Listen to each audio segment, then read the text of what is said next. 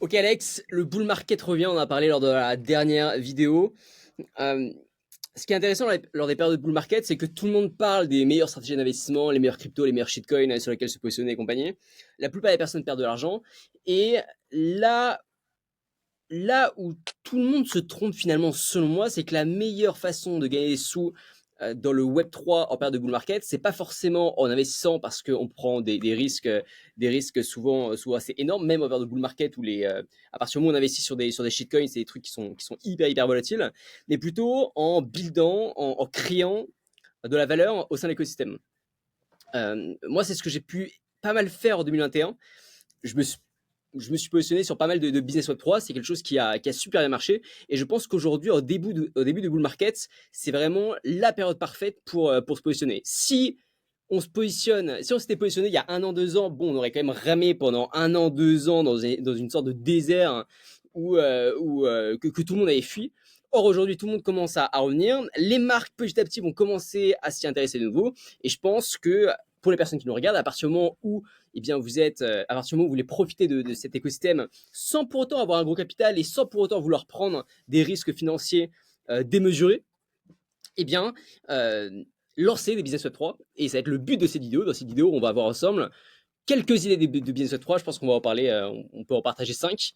Des business qui sont plus ou moins atypiques, mais qui ont cartonné lors du dernier bull market et qui peuvent aujourd'hui cartonner lors de ce bull market qui arrive progressivement. Alors, est-ce que tu veux commencer à partager une idée de business Web3 à lancer? Ouais, moi je vais commencer avec celle qui me semble la plus simple et la plus évidente, et qui à mon avis marche dans à peu près tous les cas de figure, surtout si t'es pas forcément hyper implanté dans le sous-jacent que tu essayes d'attaquer. Donc admettons que le Web3 dans notre cas de figure, mais le raisonnement est valable avec à peu près tout, à mon avis. C'est un système d'agence. On en discutait avec Tuyan, je crois, il y a quelques épisodes, qui disait le marketing dans le Web 3, c'est pas encore là. Il y a des balbutiements, il commence à y avoir des agences, mais on n'a pas encore atteint un niveau d'expertise où tu as tous les mecs qui étaient des gros marketeurs sur le Web 2 ou sur l'économie traditionnelle, si tu veux, qui ont commencé à basculer ici. Et donc, je pense qu'il y a encore de la place, même s'il en existe, hein. Il en existe depuis, même, je pense, bien avant les bull markets, mais je pense qu'il y a encore de la place à prendre. Tu vois le nombre d'agences de com qu'il y a, tu vois le nombre d'agences de com Web3, enfin, je veux dire, le ratio, il est famélique. Et donc, je pense qu'il y a un business à aller chercher dessus. Alors, comme à chaque fois qu'on parle des business d'agence, il faut faire attention. Business compliqué, c'est un peu pénible, c'est très dépendant des fondateurs. Clément Vanier, sur un autre podcast, nous l'avait expliqué en disant le jour où tu veux vendre, c'est un peu toi que tu vends, donc ça vient avec des complexités à la vente. C'est pas hyper exitable facilement. Ceci dit, je pense que si tu veux mettre le pied à l'étrier en début de bull market, sachant que tu n'auras pas de dev à faire et tout ça, tu peux commencer assez vite à te mettre sur le marché et donc assez vite à avoir une existence. Je pense que c'est quand même un bon moyen d'attaquer la courbe, si tu veux, à mon avis. Je pense que ça peut être intéressant. Alors, moi, j'ai pas forcément eu des. J'ai pu traiter avec pas mal d'agences au sein du Web3. J'ai pas eu. J'ai été assez déçu pour le coup. Mais là où ça devient très intéressant, je trouve, c'est à partir du moment où on se positionne comme agent spécialisé dans le Web3 et qu'on commence à démarcher les grands groupes. Parce que lorsqu'il y a des hypes comme ça qui arrivent, les grandes marques, elles y comprennent rien. Ouais. Et elles ont besoin d'experts, je mets des grosses guillemets, qui leur expliquent un peu la vie.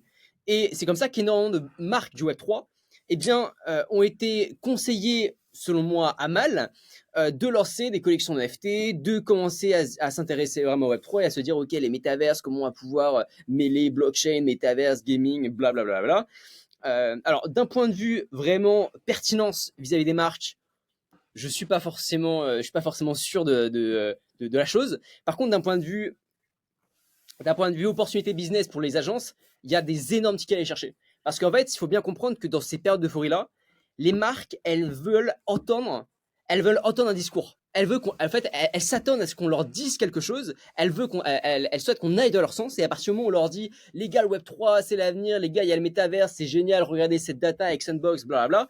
Eh bien, elles vont foncer tête baissée à partir du moment où forcément l'agence épouse les codes des marques. Et du coup, j'irai encore plus loin. Si vous voulez vous lancer sur cette thématique-là, quelque chose que j'ai découvert et que j'ignorais, c'est que les grosses marques, et tu as traité, enfin les agences que tu accompagnes ont traité avec des grosses marques, donc je t'invite à me le confirmer. Les grosses marques, en fait, vont très rarement vers des agences, mais par contre, elles se font en permanence démarcher par les agences. Donc comment ça se passe? C'est que les pôles innovation, marketing, tout ce que tu veux, eh bien, c'est des humains derrière. Et ces agences, ce qu'elles font, c'est qu'elles contactent directement soit via LinkedIn, soit par email en mettant le prénom de la personne dans le pôle agence, arrobase le nom de la marque, et Ouais. immédiatement, il leur envoie un pitch deck ultra professionnel, très carré, voici ce qu'on peut faire, voici ce que j'ai pensé faire pour ça, et elles prennent les calls. Elles prennent les calls surtout si c'est dans une période d'euphorie, de hype, forcément elles se disent ok, ça c'est intéressant, j'y vais. Et derrière, il y a plusieurs calls, forcément, oui, ils vont devoir parler aux stagiaires. Certains, pour des grosses marques comme Garlin, généralement, c'est les stagiaires qui prennent. Après, ça va être la N+1, manageuse, blablabla, en fonction du pricing, du tarif et du projet aussi. Mais derrière, c'est des très très gros tickets et j'ai l'impression que c'est des targets qui sont assez facilement où c'est pas trop compliqué de les convertir, au sens où à partir du moment où vraiment on va dans leur sens en mode il y a une hype et voilà comment vous pouvez en profiter, bien c'est ce qu'elles attendent et il y a moyen d'assez facilement les closer. En fait, il y a moyen de closer des trucs si tu es sur une hype. Si t'es pas sur une hype, le Ouais, business d'agence avec des grands groupes, c'est très compliqué. Si bien tu veux sûr. t'imposer maintenant, aujourd'hui, tu vois, comme l'agence Facebook Ads d'un grand groupe, tu vas ramer. Ça va être très très complexe. Par contre, en effet, nous on l'a fait avec TikTok et si tu veux, oui, oui, tu peux aller chercher des grands groupes parce qu'ils y comprennent rien. Donc du coup, la première option ou une des premières options va être choisie. Et comme vous n'êtes pas 10 000, tu vois, sur TikTok, il y avait 3 4 agences qui faisaient référence et fin de l'histoire. Bah, comme ça, tu mets le pied dans la porte. Et une fois que tu as mis le pied dans la porte, tu es référencé chez eux, ce qu'on appelle référencé en gros comptablement, quoi. Là, tu peux commencer à aller, si tu veux, vendre éventuellement d'autres prestats, tu vois, scaler ton groupe, faire des acquisitions pour leur vendre d'autres trucs et tout ça. Mais c'est sûr que les hypes, ça te permet de mettre le pied dans la porte. Et ça, à ma connaissance, c'est un des seuls moyens, entre guillemets, faciles, hein, autre que des années de démarchage. C'est le seul moyen facile de vraiment enchaîner les grands comptes, quoi. Et je pense que, ouais, chez les grosses marques, il y a moyen d'aller trouver il y a moyen d'aller trouver un truc. Toi, toi, tu le verrais pas forcément chez les startups parce que la dernière fois, entre guillemets, au dernier bull market, il y avait aussi pas mal de d'agences marketing qui se faisaient rémunérer en coin et si tu veux qui allaient choper des startups et qui étaient en gros qui faisaient un modèle plus ou moins marketing versus equity, quoi. En fait, ça dépend ce qu'on entend par agence. Enfin, plutôt, ça dépend le business model de l'agence. Est-ce que la target de l'agence... En fait, il y a deux choses. Il y a attaquer des groupes établis et leur dire, regardez, c'est un truc énorme, allez-y. Et ensuite, il y a attaquer des startups qui se lancent là-dedans de base, donc qui se bâtissent au sein directement de l'écosystème, en leur Ouais, disant je vais vous apporter, là-dedans, ça va être surtout de la création de communauté, de la distribution et compagnie. ouais. Oui, la seconde solution, carrément. Carrément, carrément. Bah, Mais le truc, c'est que euh, c'est plus intéressant. Enfin, ça dépend. Mais ce que là, c'est que ce qui est intéressant avec les grands groupes, c'est que généralement, ils ne connaissent pas ce truc nouveau qui vient d'être créé. Et en plus, ils ont aucun comparatif au niveau du prix. C'est nouveau. Les experts, les vrais experts, il n'y en a pas beaucoup. L'expertise qu'ils attendent, il n'y en a pas énormément qui sont prêts qui sont réellement capables de leur filer, de leur donner. Donc, au niveau du pricing, moi j'ai vu des trucs délirants. Des types des techs qui proposaient des métaverses à 100, 200, 300, 400 000 euros, alors que c'était des trucs qui n'étaient pas si compliqués que ça, d'un peu plus technique, qui ne demandaient pas de créer un jeu vidéo complet, quoi. ouais. Euh, là où, là où une agence qui veut cibler une startup Web3 pure, eh bien, il y a peut-être des leviers exponentiels à prendre du token, mais c'est quand même pile ou face. C'est-à-dire qu'on est quand même vachement dépendant des founders et vachement dépendant du fait que ces types nous payent réellement, parce qu'il y a énormément de prestataires qui se sont jamais fait payer, soit parce que le projet n'a jamais réussi, soit parce que les fondateurs se sont barrés, ils n'étaient pas docs. Euh, et puis voilà, il faut aussi que les fondateurs soient compétents de base. Parce que tu as beau leur apporter le meilleur service possible, généralement, tu pilotes Ouais. pas tout le projet et t'as pas un pouvoir décisionnel sur tout. Ah bah Mais clairement. bien, Non, non. bien sûr, c'est une bonne idée aussi. Je pense que c'est vraiment une bonne idée d'attaquer ce créneau-là. Ouais. Ouais, moi je voyais plus comme ça que les grands groupes, mais quand tu m'as parlé de grands groupes, c'est vrai que ça marche bien. Enfin, pour avoir eu l'expérience avec TikTok, en tout cas, ça marche bien sur le schéma. Il y a une hype balancée, quoi. Ouais. Bah écoute, j'enchaîne. À toi. Toujours dans la prestation de service, quelque chose qu'il faut bien comprendre, c'est que le problème numéro un, selon moi, dans le Web3, c'est la distribution. C'est vraiment le bottleneck auquel chaque groupe, chaque projet va être confronté. Et 10 fois plus que dans le Web 2. Pourquoi 10 fois plus que dans le Web 2? C'est que dans le Web 2, au bout d'un moment, si tu as du budget, tu mets de la pub, Facebook, et tu as des millions de personnes, si tu as l'argent bien sûr, qui peuvent voir ton message. Ouais, Les régies publicitaires dans le Web 3, elles sont pas copains-copains avec toi. Voilà. Elles aiment pas trop les projets de paris, elles aiment pas trop, donc tout ce qui est paris sportif, elles détestent, mais du coup, tout ce qui est assimilé à ça, donc de l'investissement, crypto, blablabla, elles aiment pas trop.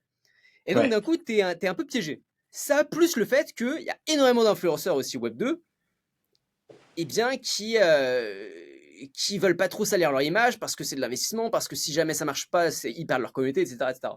Et donc la grande question, c'est comment est-ce que on va réussir à distribuer notre produit au sein du Web3. Donc, l'idée globale, c'est si vous arrivez à avoir des canaux de distribution vraiment solides qui s'adressent à un public cible dans le Web3, vous allez être le roi du pétrole. Je pense notamment à un compte Instagram qui s'appelait NFT. C'était le premier compte Instagram NFT. Donc, l'identifiant Instagram, c'était NFT, tout court. Je crois que ça ouais. avait été lancé par. Alors, on va encore nous tomber dessus dans les commentaires, mais je crois que c'était lancé par Mark Cuban. Ou alors, c'est soit Mark Cuban, soit un des gars qui font partie de l'émission Shark Tank. Shark, je sais pas quoi, Shark Tank, ouais. Et en fait, ce compte Instagram, il avait 1 million, 2 millions d'abonnés. On Et fact-checkera bien. eux, on fact, exact. Mais en fait, on peut même pas fact-checker ce truc. Enfin, peut-être sur Google, à mon avis, sur Google, il y a des articles dessus. Mais en fait, le compte a été bloqué, banni par Google, par Instagram, pardon. Pourquoi? Parce que euh, ils ont trouvé un business model de dingue qui est la distribution et ils facturaient 100 000 euros le post et la story. Ouais. Et en fait, en plein cœur du bull market, il y avait mais 15 stories par jour. 15 stories par jour, je sais pas combien de posts, et ils chillaient mais tout et n'importe quoi. Tout et n'importe quoi. Et ça marchait de fou de Dieu. Ils se faisaient 1 million à 2 millions par semaine de dollars en profit net sur ça. Et moi, j'ai des potes de Dubaï. Ce qu'ils faisaient, c'est que, et du coup, c'est une autre idée de business dans la distribution, c'est qu'ils allaient acheter des packs.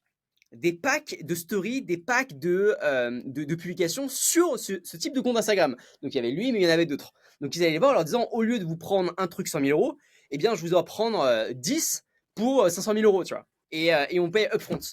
Et après, les agences en question, ils allaient voir leurs potes, leurs autres potes de Dubaï qui, eux, lançaient des projets, en leur disant, regardez, normalement, c'est 100 000 euros, là, je vous le fais à 80 000 ou 90 000. Ouais. Et donc, ils arrivaient comme ça à prendre des marges qui étaient super intéressantes. Alors, au début du bull market, c'est très intéressant. Très, très intéressant parce que du coup, généralement, les projets réussissent, il y a la liquidité, les projets font pas faillite, donc ils peuvent payer, blablabla.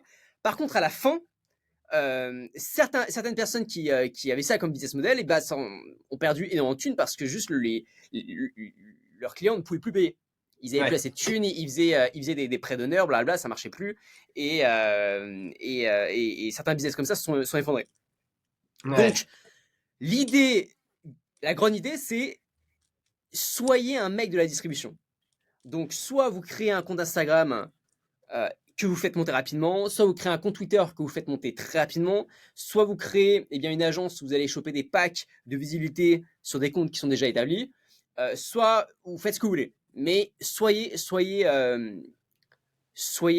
mec de la distribution. Ayez accès au client final et vous allez voir que dans le Web3, vous allez faire des dingueries. Même les petits comptes Telegram qui avaient 2000, 3000, 4000 abonnés, ils prenaient vraiment beaucoup, beaucoup d'argent pour chiller. Très souvent, c'était de la merde, hein, mais pour chiller des projets, même coin, NFT, à 2 balles. Mais ils prenaient vraiment beaucoup d'argent.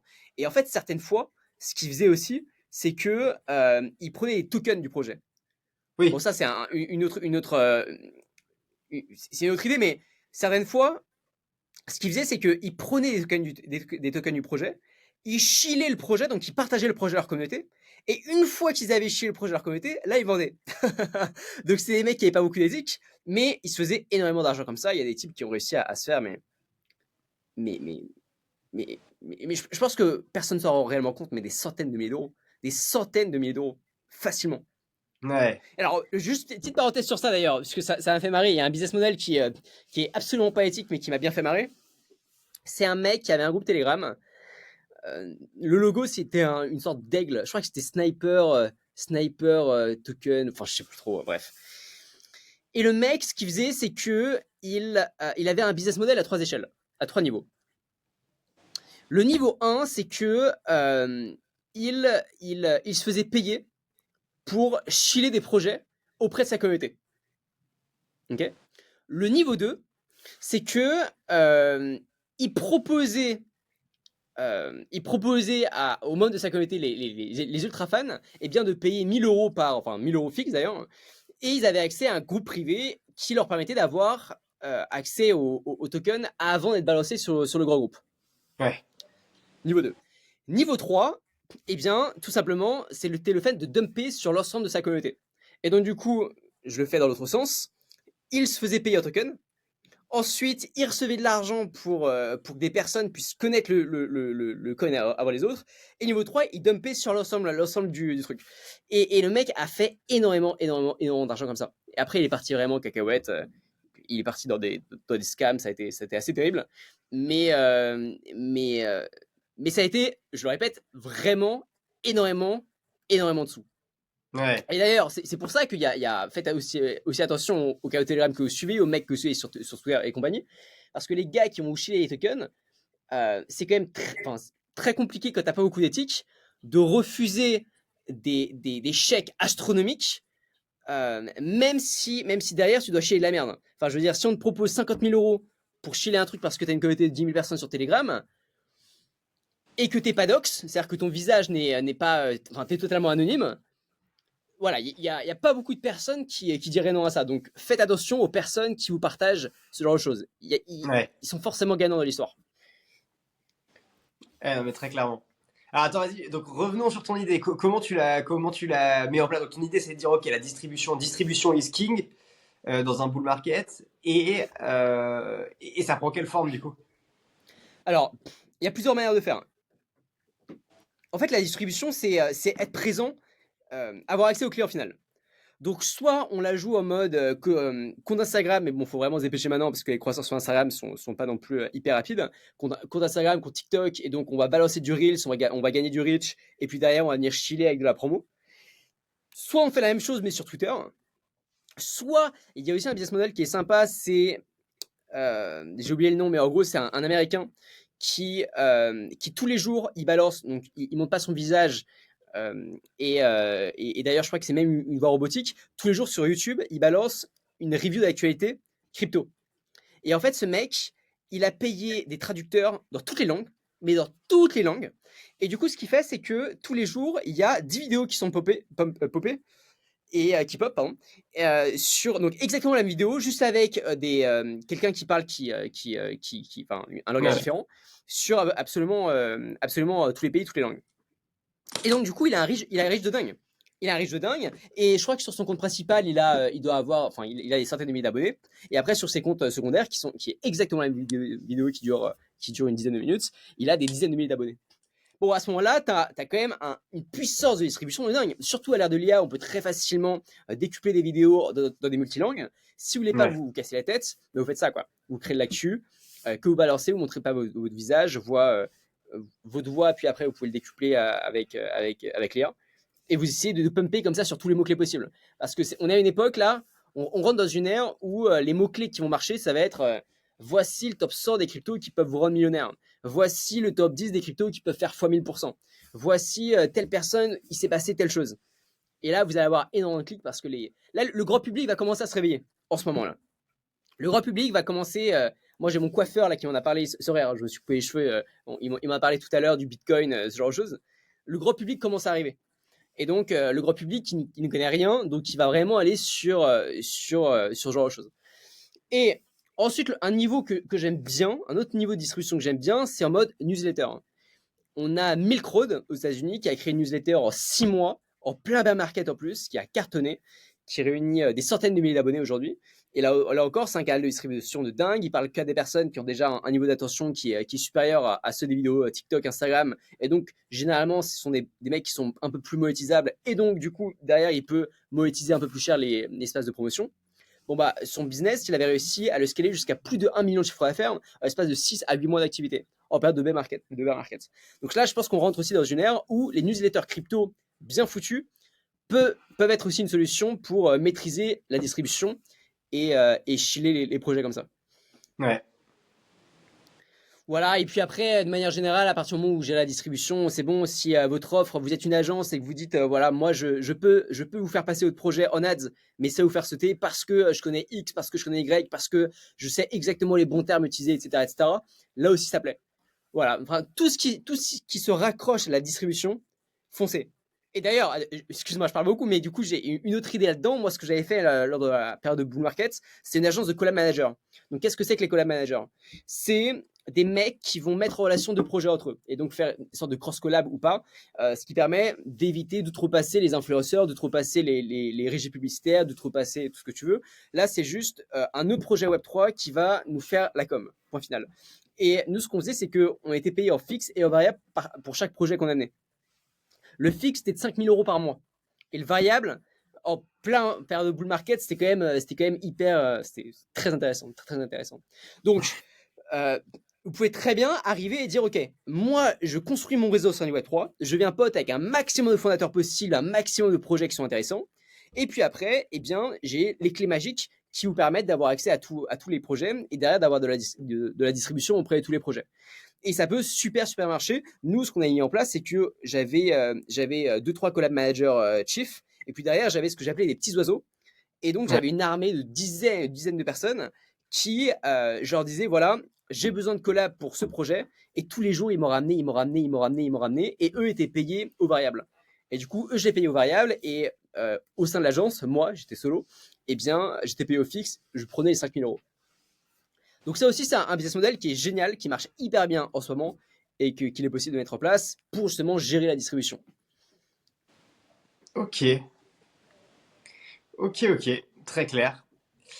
Alors moi j'en ai un de plus, mais c'est en gros je réponds à un problème, je sais pas s'il y a vraiment un business, mais je la lance, Okay. on verra. Le truc est assez compliqué. On a discuté la dernière fois en se disant les play to earn, il y a un problème. Il y a un problème parce que un, potentiellement c'est du Ponzi. Deux, les jeux sont pas terribles et donc c'est pour ça qu'on n'a pas réussi à faire prendre le truc, tu vois.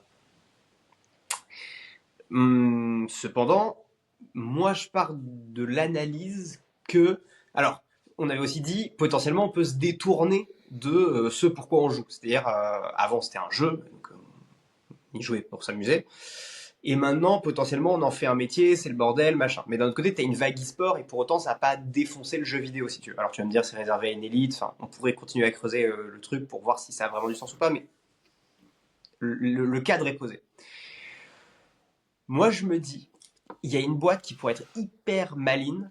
Ce serait en permettant de créer une crypto, mais qui est utilisable non pas sur un play to earn que eux développent, mais sur un ensemble de jeux qui deviendraient play to earn, et elle vendrait ça, si tu veux, en mode un peu soit marque blanche, soit contrat de partenariat avec les grands éditeurs de jeux vidéo. En gros, ce que j'essaye de faire par là, c'est de faire une espèce de mécanisme de play to earn global. Quoi qu'il arrive, c'est toujours le même coin et tout, que tu joues à Assassin's Creed, que tu joues à GTA, que tu joues à FIFA, que tu joues à... Tu t'en bats les couilles, tu peux changer de jeu, t'es pas attaché à un jeu. Parce que le problème, c'est qu'au bout d'un moment, t'en as ras le cul de ton jeu. Si ça fait... t'as passé 300 heures dessus, t'en as marre, tu vois. Donc t'arrêtes. Et donc le côté financier, ben... Soit tu l'arrêtes avec le jeu parce que t'en as marre du jeu, soit tu te forces à jouer au jeu pour le côté financier. Et donc tu vois, tu rentres dans un truc malsain.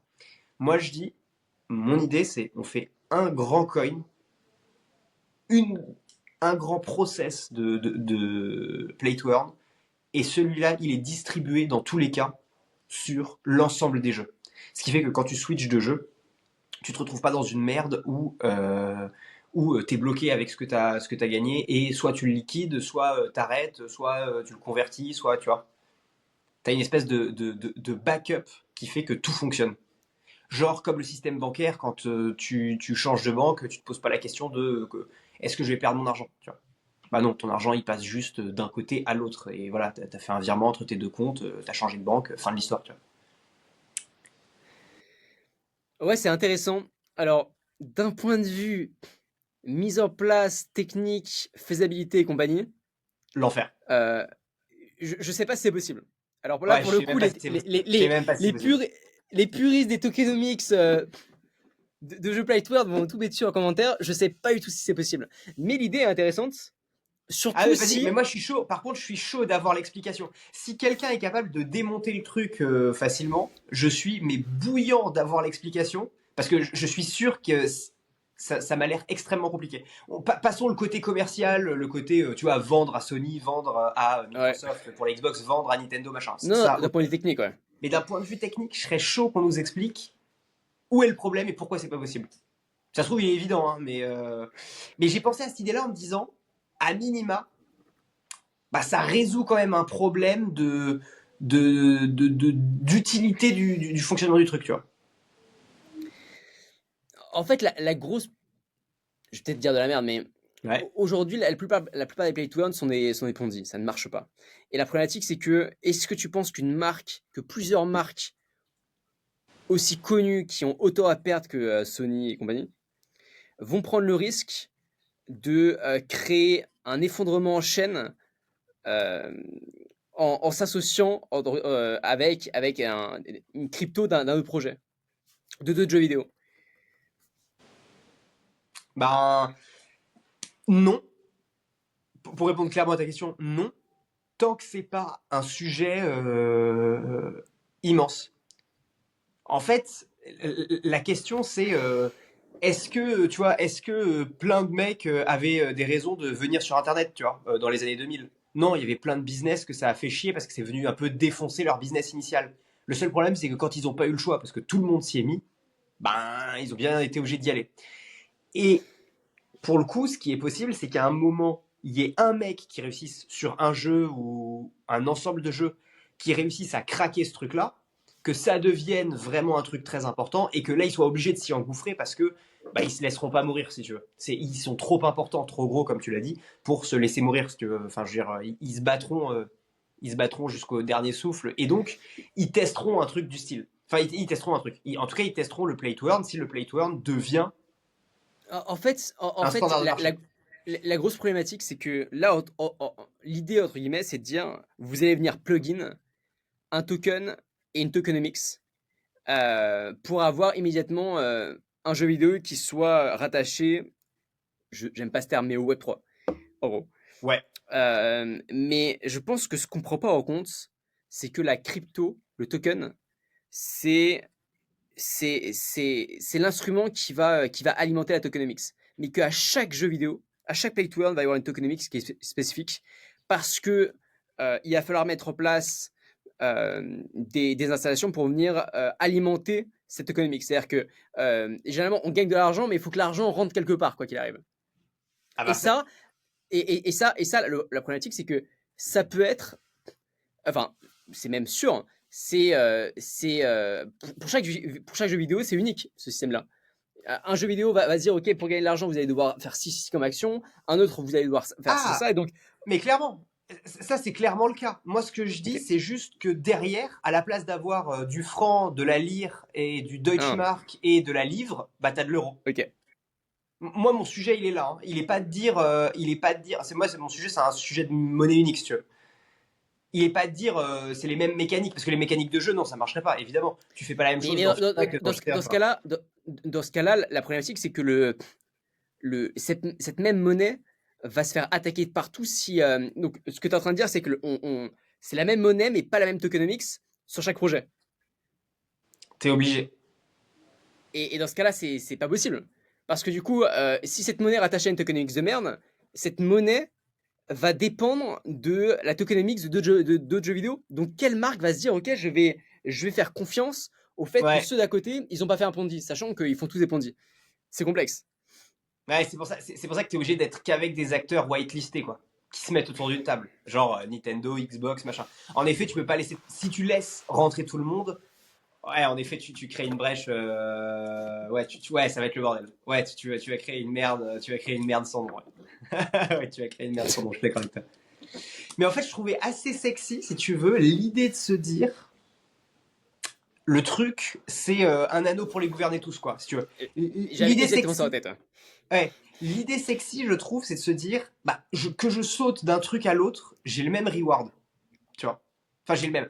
Euh, Intellectuellement, moi, j'ai le même reward. C'est-à-dire que je sais combien ça vaut, je sais que j'y suis attaché, je sais que ce reward vaut quelque chose. Comme si on te payait en euros, en fait. Mais ça, mec, il y a les projets. Et je crois qu'il y a un projet français qui US. Alors là encore, dans les commentaires, fact-checker la chose s'il vous plaît. Mais il y a un projet français comme ça qui est le stream du Web 3. Le Steam du Web 3. Et où en Ah, gros, tu viens, je crois le token c'est UOS. Attends, je vais checker hein, pour être sûr de pas dire de la merde. Et en gros, l'idée, Ultra Application Ecosystem for Gamers, ultra.io. Je te ok. conseille de regarder. Et je crois que ça se rapproche un peu de l'idée. Ça se rapproche Ok, un peu de ils ont fait l'idée, un ça. Steam, ouais, et le token, il sert à faire quoi dans ça? Je sais pas. Je sais Ok. pas, mais je crois il y a moyen qu'il y ait une interopérabilité entre les jeux. Mais voilà, c'est une sorte de Steam du Web 3. Ouais. Moi, je pense que quand même, dans le gaming, le côté interopérabilité est, est important parce que tu peux pas passer toute ta vie sur... Enfin, oui, ok, il y a World of Warcraft qui l'a fait avec une partie de sa communauté, mais tu peux pas passer toute ta vie sur un seul jeu. Sinon, enfin, tu pètes un câble, t'en as marre en fait. T'en as marre. C'est Ouais. pour ça qu'un jeu, les durées de vie, grosso merdo, tu peux les encadrer dans un time span qui est toujours les mêmes, tu vois. T'as des jeux qui font 60, des jeux qui font 100, ok, t'as des jeux où tu peux pousser le truc, mais globalement, t'as pas un jeu, tu vois, qui dure ad vitam aeternam. Bon, déjà, sinon, l'industrie tiendrait pas, parce qu'elle vendrait plus rien, parce que jusqu'à maintenant, c'était du coup par coup. Alors, t'as un peu t'as beaucoup de rejouabilité sur des trucs genre Fortnite machin, mais t'as aussi du churn, je pense que c'est pas les mêmes gens qui jouent en permanence, tu vois. Donc, ouais, je serais, je serais assez chaud d'avoir une espèce de, tu vois, de trucs comme ça. Mais en effet, par contre, ça veut dire que la solidité de tes acteurs du système définit la solidité de ton système. Donc, quand t'es Sony, tu prends pas le risque. Je pense que commercialement, c'est quasiment invendable. Enfin, va falloir s'accrocher, tu vois.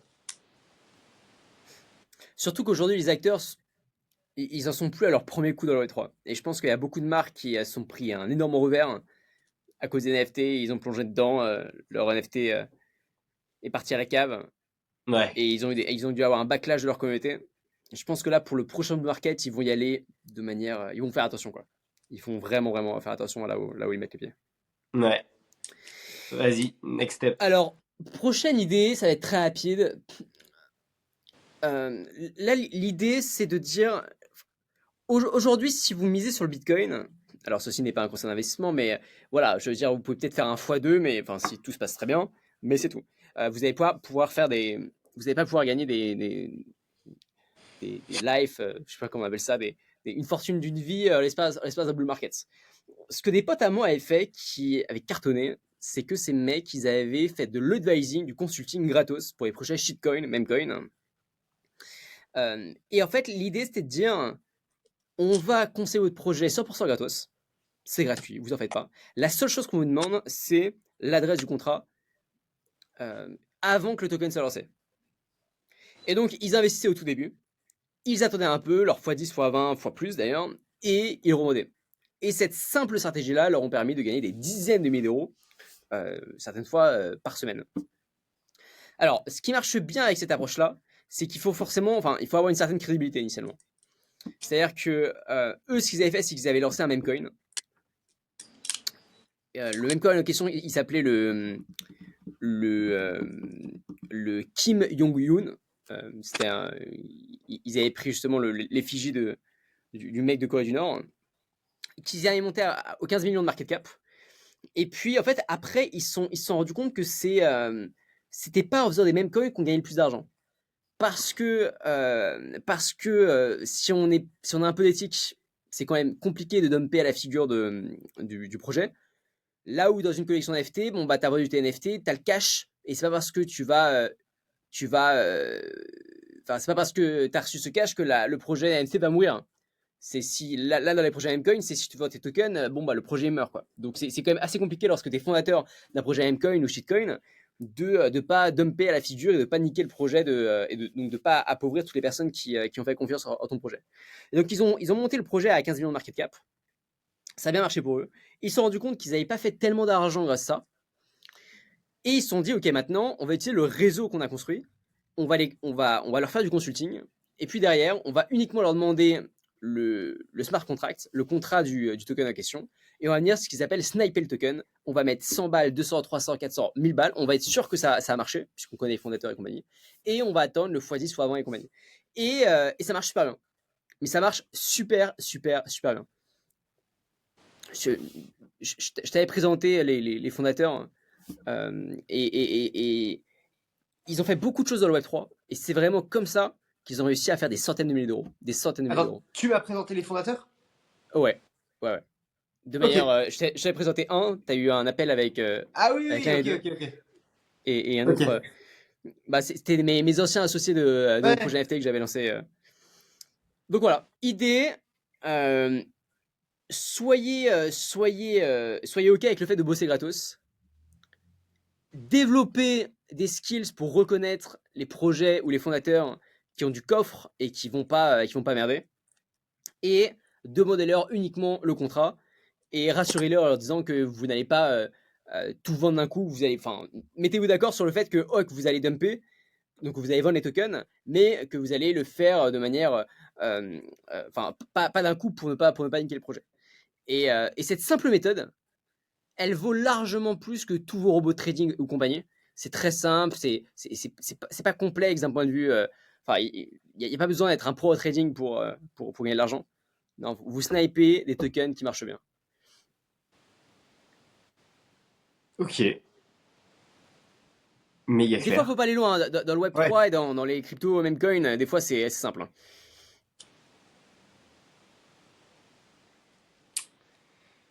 Ok, ok. T'en as une dernière? Ouais, j'en ai Moi, encore. Ouais. Vas-y, bah à toi alors. Moi j'en avais deux. Non, vas-y, vas-y.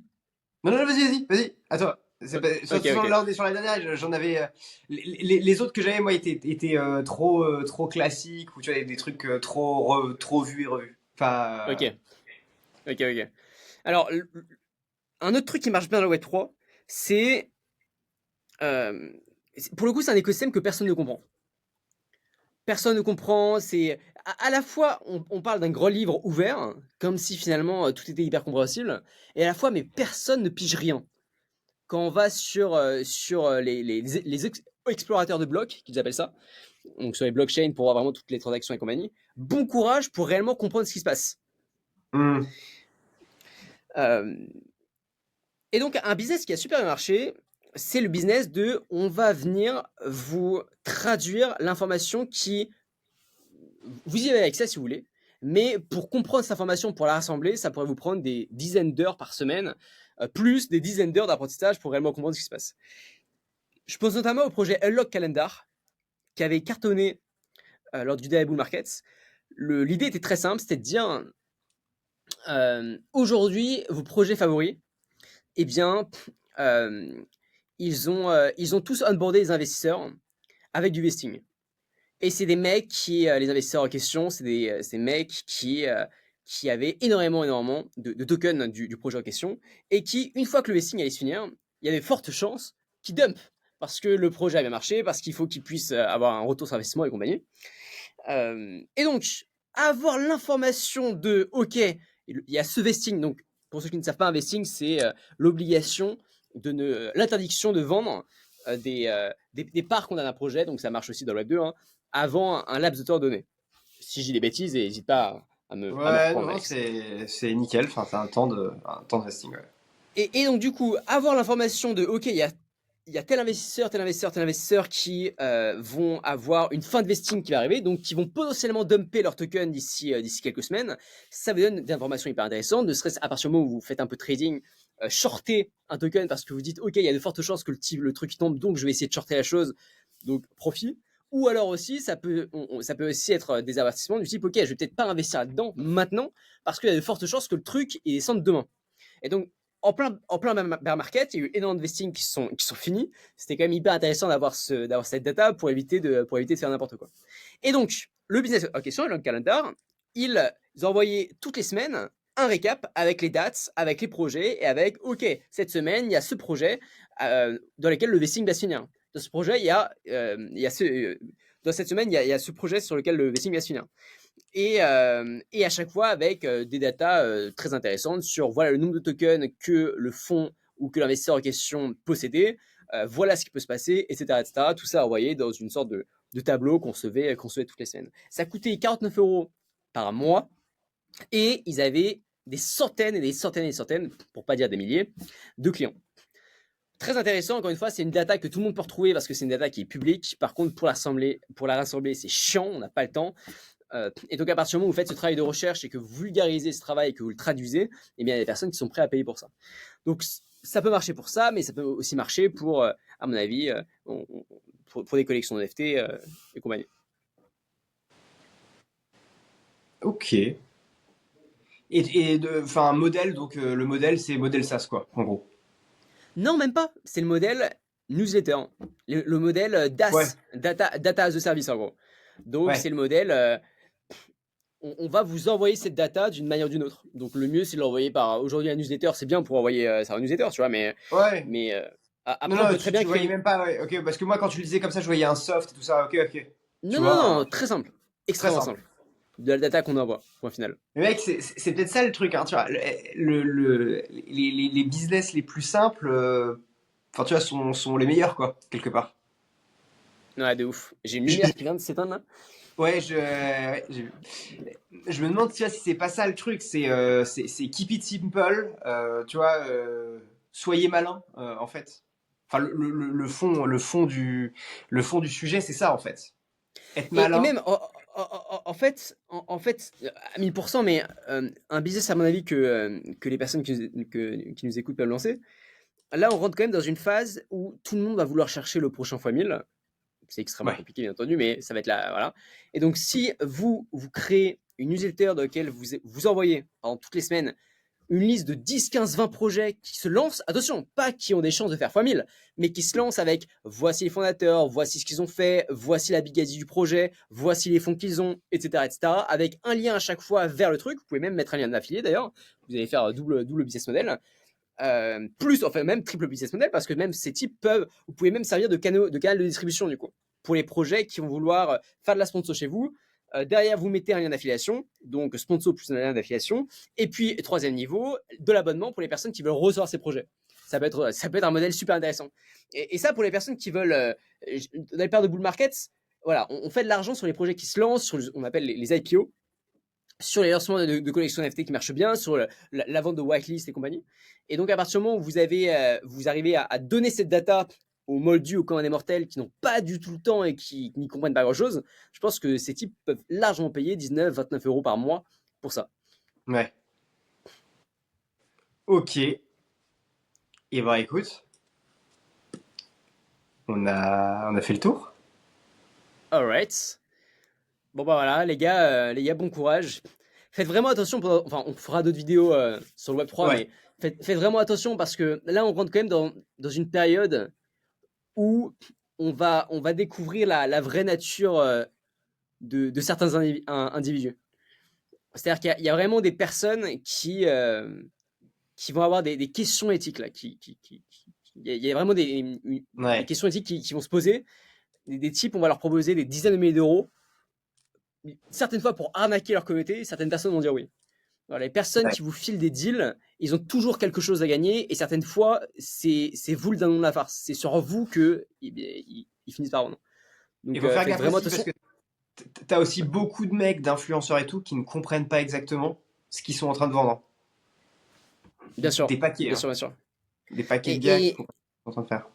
et pire encore, il y a même des mecs qui sont solides au sein de l'écosystème et qui ont une bonne réputation, qui vont se servir de cette réputation pour vous la mettre à l'envers.